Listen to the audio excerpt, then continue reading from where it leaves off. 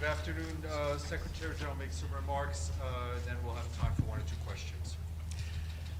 The nightmare in Gaza is now entering an atrocious, abominable second year.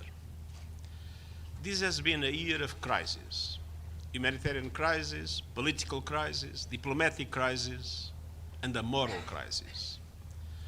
Over the last year, following the horrific terror attacks perpetrated by Hamas on 7 October, Gaza has become ground zero to a level of human suffering that is hard to fathom. More than 41,000 people have been reportedly killed, mostly women and children. Thousands more are missing and believed to be trapped under the rubble. Virtually the entire population has been displaced, and no part of Gaza has been spared. Journalists have been killed at a level unseen in any conflict in modern times, and humanitarians, those who have dedicated their lives to helping others, are facing unprecedented epic dangers. A record number, including so many members of our UN family, have paid with their lives. The vast majority of those killed were part of the backbone of humanitarian relief operations in Gaza, UNRWA. In the midst of all the upheaval, UNRWA, more than ever, is indispensable. UNRWA, more than ever, is irreplaceable.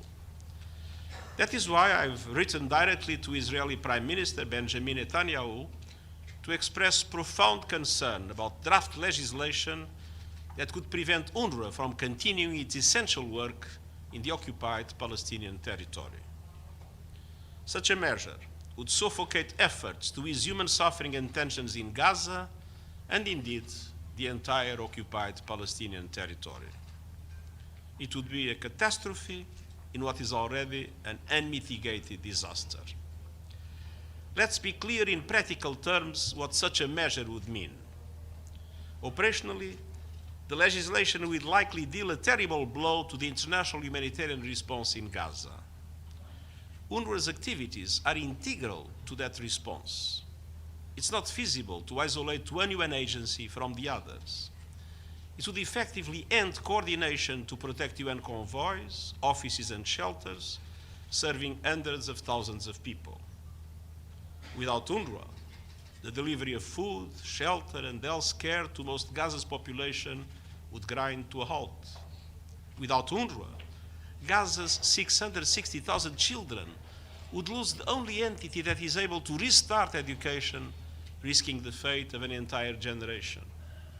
And without UNRWA, many health, education, and social services would also end in the occupied West Bank, including East Jerusalem.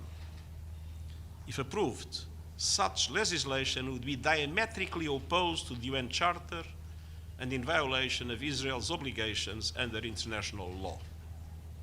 National legislation cannot alter those obligations.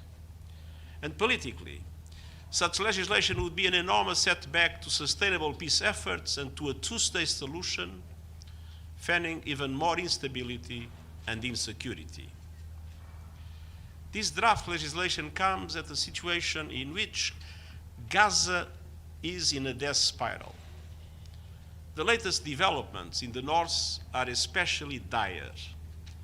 We are witnessing a clear intensification of military operations by Israel.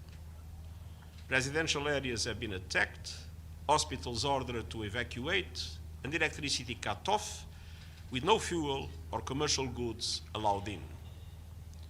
Around 400,000 people are being pressed yet again to move south to an area that is overcrowded, polluted, and lacking the basics for survival. Consider the situation for a family in the Jabalia refugee camp in the north. They were ordered to leave their homes in October 2023. Active operations subsided, and they returned. They were once again ordered to evacuate in December 2023. Active operations subsided, and they returned. They were ordered again to evacuate in May 2024. Active operations subsided, and they returned. And just these months, they were once again ordered to evacuate. The conclusion is clear. There is something fundamentally wrong in the way this war is being conducted. Ordering civilians to evacuate does not keep them safe if they have no safe place to go and no shelter, food, medicine, or water. And no place is safe in Gaza, and no one is safe.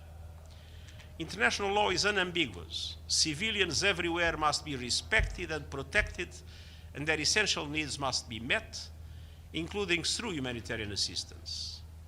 All hostages must be released, and I strongly condemn all violations of international humanitarian law in Gaza. Meanwhile, southern Gaza is overwhelmed. Supplies are running low, and the Israeli authorities are only allowing a single unsafe road for aid from the Kerem Shalom crossing, where humanitarians face active hostilities and violent armed looting, fueled by desperation and the collapse of public order and safety. I've warned for months of the risks of the conflict spreading, and the Middle East is a powder keg with many parties holding the match. The situation in the occupied West Bank is boiling over, and now in Lebanon, attacks including on civilians are threatening the entire region. Over the last few days, exchanges of fire between Hezbollah and others in Lebanon and the Israel Defense Forces have intensified across the Blue Line in total disregard of Security Council Resolution 1701 and 1559. Large-scale Israeli strikes deep into Lebanon, including Beirut, have killed more than 2,000 people over the last year and 1,500 in just the past 2 weeks alone. The toll has already surpassed the 2006 war in Lebanon. Attacks by Hezbollah and others south of the Blue Line have killed at least 49 people over the last year. Lebanese authorities report over 1 million people have been displaced in Lebanon and 300,000 people have fled into Syria. Over 60,000 people remain displaced from northern Israel. Recently, the IDF started incursions across the Blue Line. We are on the verge of an all-out war in Lebanon with already devastating consequences. But there is still time to stop. The sovereignty and territorial integrity of all countries must be respected. And members of our own peacekeeping force in Lebanon, UNIFIL, continue to carry out their mandates to the extent possible.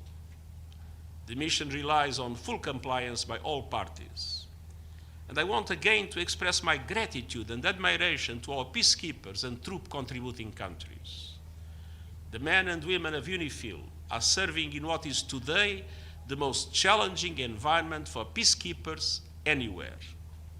All actors must ensure their safety and security, and we must do far more on the humanitarian front. The $426 million humanitarian aid appeal for Lebanon is only 12% funded. I urge donors to step up. Dear ladies and gentlemen of the media, the conflict in the Middle East is getting worse by the hour, and our warnings about the horrific impacts of escalation keep coming to pass. Every airstrike, every missile launch, every rocket fired pushes peace further out of reach and makes the suffering even worse for the millions of civilians caught in the middle.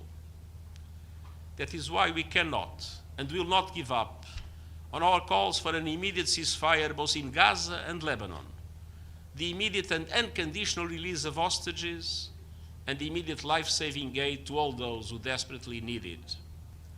And that is why we cannot and will not give up on our calls for irreversible action for a two-state solution between Israel and Palestine.